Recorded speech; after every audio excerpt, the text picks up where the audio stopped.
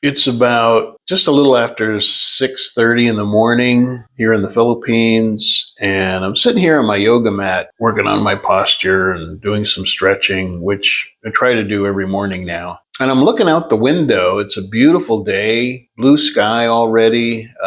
Looks like it's going to be a sunny day.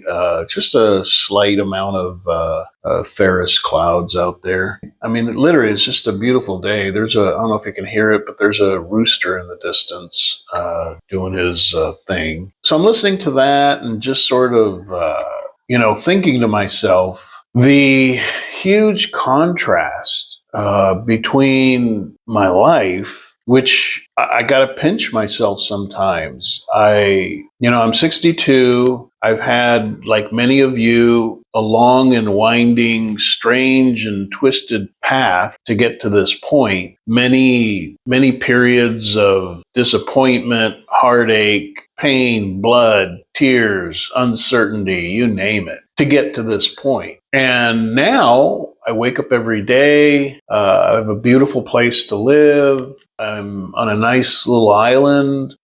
Beaches, the nearest shore is like maybe 3-4 blocks away.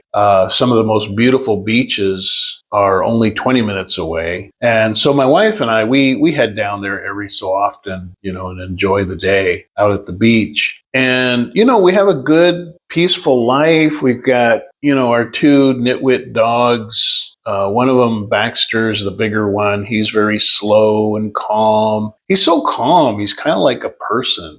Sometimes he'll just walk along and look at you, keep on walking. He's just a really chill dog. And then there's Lexter, the dog that I picked up, the stray, as a puppy. He was only about a pound. Didn't think he was going to live, but we just took care of him. And now he went from being 1 pound. He now weighs about 8.5 pounds, all muscle, and he's a total spaz, runs around like the Flash. So watching him play and wrestle with Baxter is pretty funny. So we got our 2 dogs. They keep us amused. I finally perfected my own personal coconut latte the way I like it. I'm sipping on it here. And like I said, I got to pinch myself sometimes because life is just so good. I don't have any real stress. If I stress about anything, it's for like 2 minutes. And then it's right back to just enjoying life. We have 2 nice aircon units, so we're always comfortable. We're both eating healthy. Started to incorporate a morning walk, not every day. I'm shooting for twice a week. I'll increase, I guess, with time. But, we're eating healthy. She's mostly vegetarian. I'm mostly carnivore. We're just trying to take good care of ourselves, have a peaceful day every day, enjoying life. It's kind of like the dream situation, that whole thing. It's like, I'm sure there's a lot of guys working in a cubicle or some job, whatever, trying to think, well, gee, what could life be like? What would the pinnacle be? And maybe their idea is, well, those screensavers with the beautiful tropical beach, and there you are, later part of life, and you got this amazing,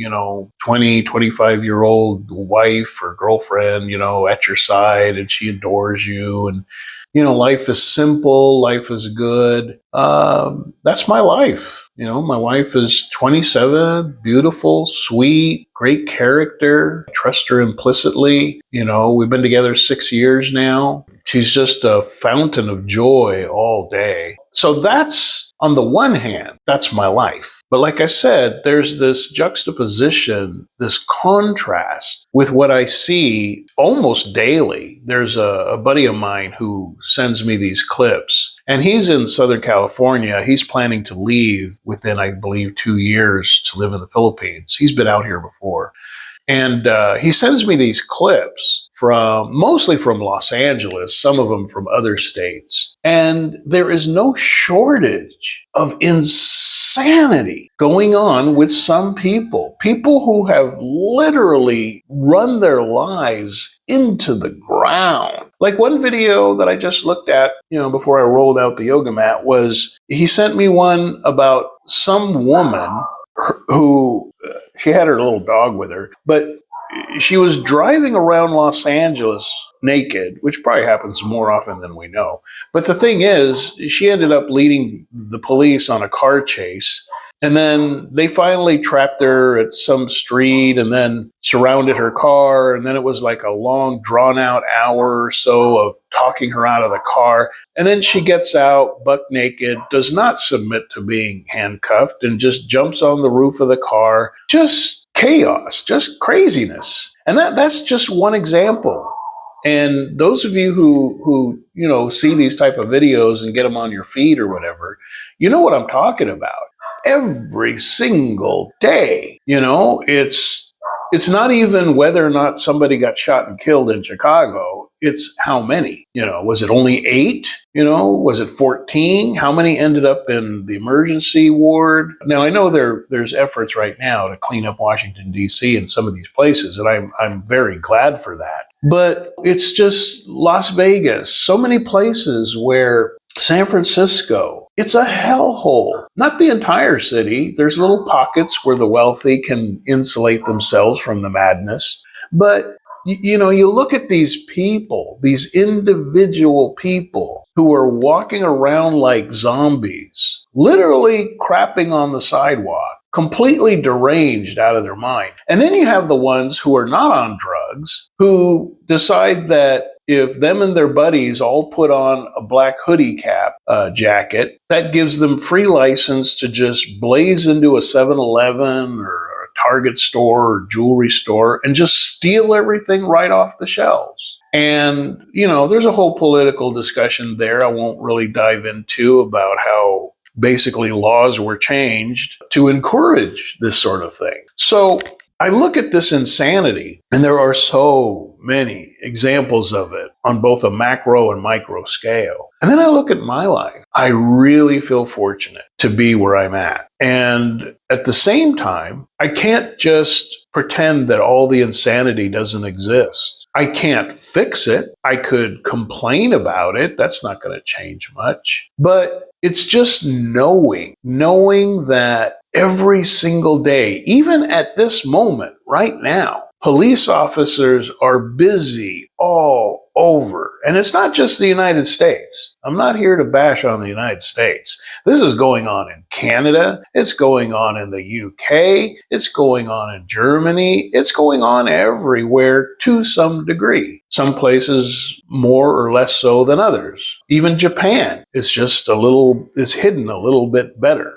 So every day, police officers are out there dealing with the worst of society in the last 100, maybe the last 500 years. People who have shown every single sign of being 100% reprobate. And I don't use that word lightly. I mean, we're talking people who, even if they're not on drugs, they're not drug addicts. You see some woman stroll into a McDonald's, and because her McFlurry didn't show up fast enough or with enough, little sprinkles on it or whatever, she decides she's going to just waddle her big fat ass behind the counter and start slapping things off of the shelves and knocking around the fryer and just making a mess of the whole place, until the police have to come in and take her down like a rabid animal. And she's not on drugs. Why does she do this? Because for all the talk about, white people entitlement, these people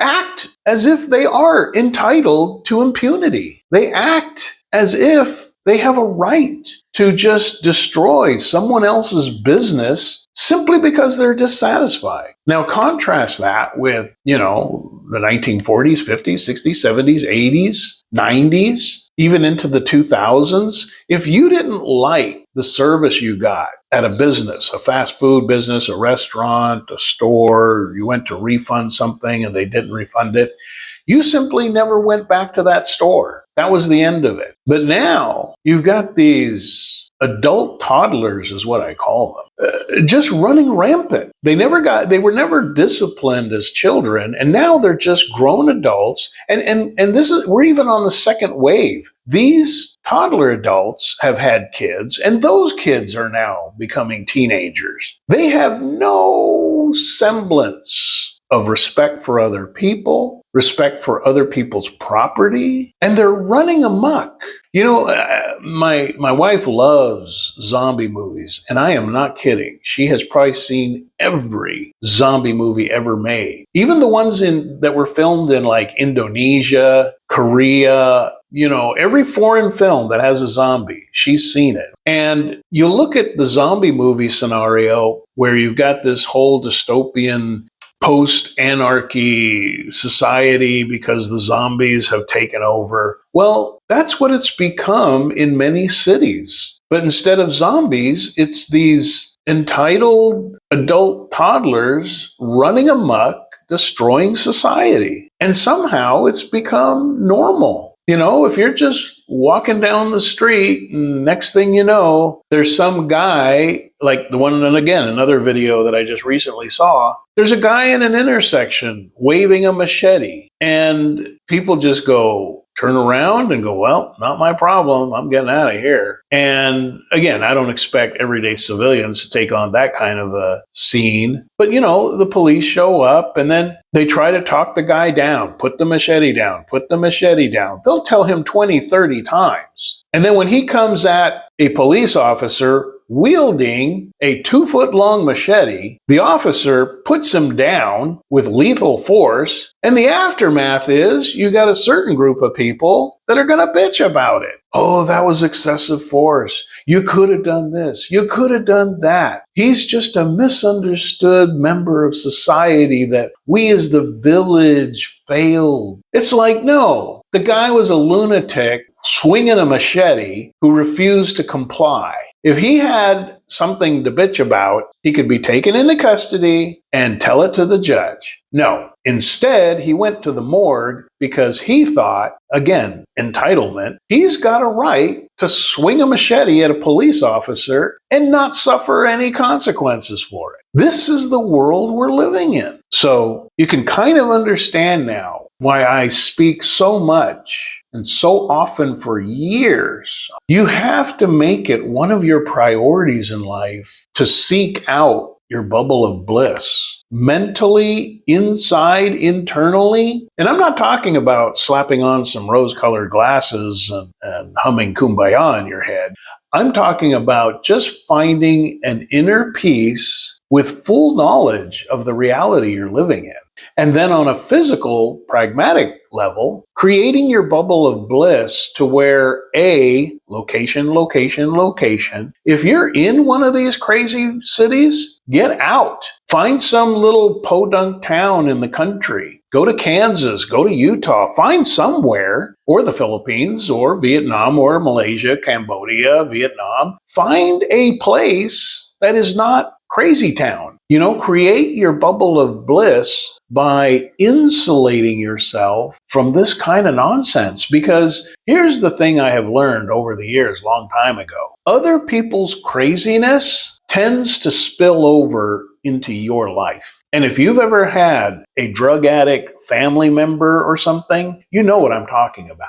Their problems, their insanity ends up resulting in your phone is stolen, your jewelry's missing, your wallet's gone. Crazy people bring and spread craziness to everyone around them, and it will affect you unless you insulate yourself. I have a policy that I've had for years. I am merciless when it comes to tossing toxic people out of my life. If they're just intent on living a hazardous, abusive, disrespectful, hateful life, I have no time for them. I will not talk to them. I will block them on every way possible. I will not meet with them in public. I won't acknowledge them. I do not have time in my life for crazy people that are out to just spread their stupidity, violence, hatred and anger onto other people around them. I do not want to be collateral damage. And I definitely am under no obligation to be some kind of physical or emotional piñata to satisfy their lack of self-restraint. So I'm going to finish doing my yoga here because I will benefit from it, doing all the stretches and whatnot, keeping limber. I'm still debating if I'm going to take a walk or not. I'm enjoying my coffee. It's still early in the morning, so my wife will be up in a little while with her beautiful smile and her giggly laugh, and we'll start our day. And I know it's unfair. It's unfair that some people have a beautiful, healthy, wonderful life, while other people are living a living hell. But as I look across the landscape of these insane nut jobs, I would say that the vast majority of these people did it to themselves. One bad life decision after another, until they literally have their back against the wall, nothing left to lose, and all they want to do is strike out against anyone around them. So I guess that leaves you with a choice. You can try rehabilitating these people, make it your job to try and do that. I did. Throughout my 20s and 30s, I tried to help these kind of people. And you know what I found out? They want to be that way.